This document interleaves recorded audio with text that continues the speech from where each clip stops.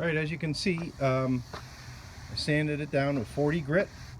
Turned out pretty good. I got a little more to do here still.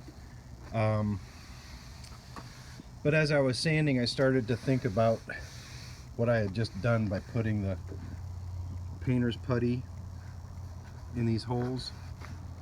And I read the instructions, right? Because that's kind of what you're supposed to do. Because I paint a lot of stuff. I don't usually stain. So I did that without thinking. This, I'm going to have to get rid of this and put stainable filler in there.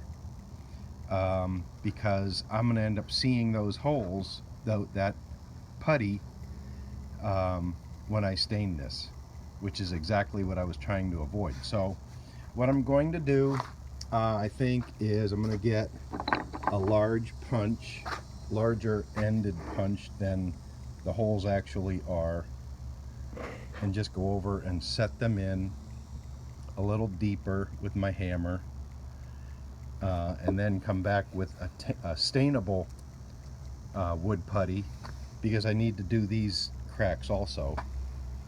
So I'm going to run to the store, get some stainable wood putty, and then fill these in, tap those in a little bit, and then have a hole to fill with stainable putty, since I'm staining this. I gotta go to the store. I'll be back.